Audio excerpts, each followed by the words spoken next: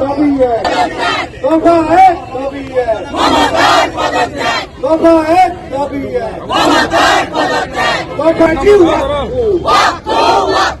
Police मंत्री ममता बनर्जी ममता बनर्जी स्वास्थ्य मंत्री ममता बनर्जी दफा एक दाबी है, दफा एक दाबी है, ममता बनर्जी তোমায় যারা ঠিক ঠিক ঠিক दफा দিয়ে গুলি দিয়ে কেস দিয়ে বিজেপিকে আটকানো যায়নি, যাবে না, যায়নি, যাবে তোমার আমার কিশোর জাস্টিস ফর আরজিকর, আরে তোমার আমার কিশোর জাস্টিস ফর আরজিকর, পুলিশ তোমার কিসের ভয়, দর্শক তোমার কে হয়, পুলিশ তোমার কিসের ভয়, দর্শক তোমার কে হয়। সেখানে খুন হয়নি, সিবিআই বলছে, আমি বলছি না।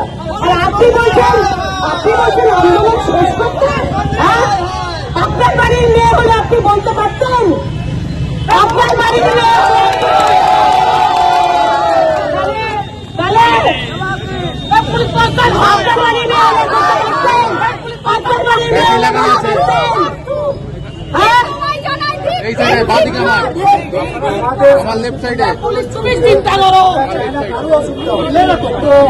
বাংলার মানুষ প্রতিবাদে নামছে, কালকে বাংলার মানুষ নবান্ন ঘেরাও করবে, এই মমতা ব্যানার্জি আর এই সরকার থাকতে পারে। যুব মোর্চার তরফ থেকে রয়েছেন আমাদের সম্মানীয় জেলা সভাপতি বাপ্পা চ্যাটার্জি এবং আমাদের যুব মোর্চার সভাপতি বাবন এবং সমস্ত যুব মোর্চার কার্যকর্তারা। আমাদের একটাই দাবি, মুখ্যমন্ত্রীর পদত্যাগ। কারণ মমতা ব্যানার্জি স্বাস্থ্যমন্ত্রী হিসেবে তিনি তার দায় এড়াতে পারবেন না। আজকে প্রথম দিন থেকে 9 তারিখে আমরা সবাই আর্জি করেছিলাম, আমি নিজে ছিলাম।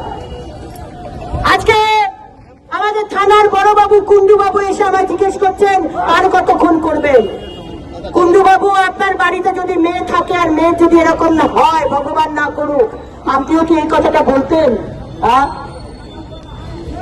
আপনার পুলিশের কাছে আমার প্রশ্ন, আপনারা এফআইআর করেননি কেন?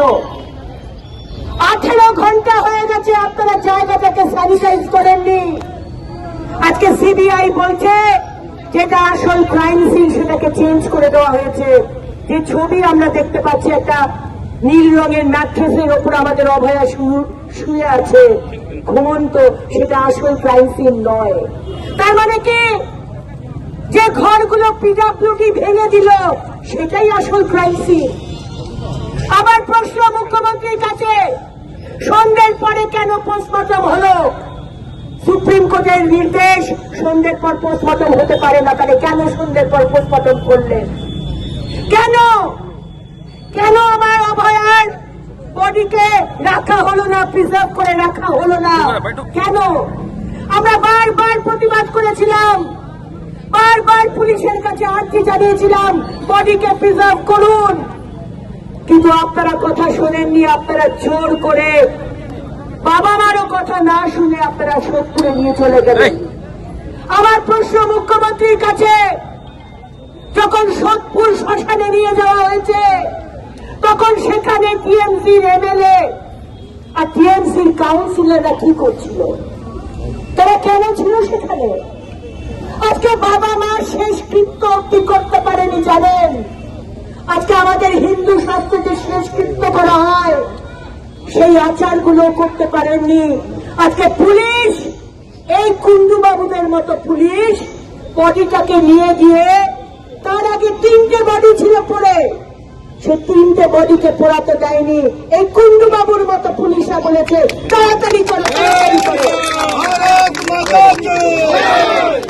তাড়াতাড়ি করে পুড়িয়ে দাও। বডিকে পুড়িয়ে দেওয়া হয়েছে। এর দায় স্বাস্থ্যমন্ত্রী, পুলিশ মন্ত্রী, স্বরাষ্ট্রমন্ত্রী। আজকে সমস্ত বাংলার মানুষ সে একই কথা বলছে, মুখ্যমন্ত্রী মমতা বন্দ্যোপাধ্যায় পদত্যাগ এবং আগামীকাল সমস্ত পশ্চিমবঙ্গের মানুষ রাস্তায় নামবে একটাই লক্ষ্য, নবান্ন ঘেরাও।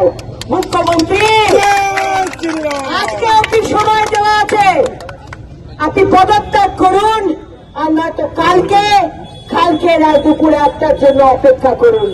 আর নবান্নর ছাতে হেলিকপ্টারটা লাগতে ভুলবেন না, হয়তো আপনাকে পালাতে হতে পারে। আর কুন্ডুবাবুর বস, আমাদের কুন্ডুবাবুর বস, আমাদের মুখ্যমন্ত্রী, পুলিশ মন্ত্রী, আমাদের বিনীত গোয়েল, আমি মহিলা হিসেবে বলতে পারবো না যে হাতে চুরি পরে নিন, ওটা আমাদের অপমান করা হবে, তাই তো? ওটা বলতে পারবো না।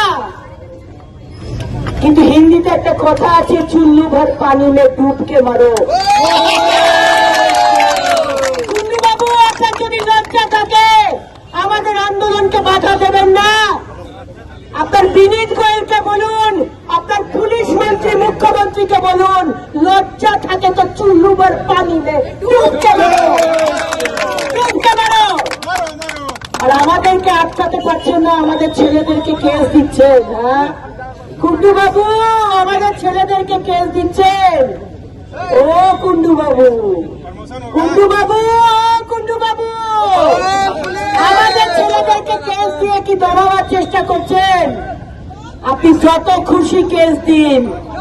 আপনার পুলিশ মন্ত্রীর পশ্চিমবঙ্গে কটা জেলখানা আছে, কটা সেল আছে?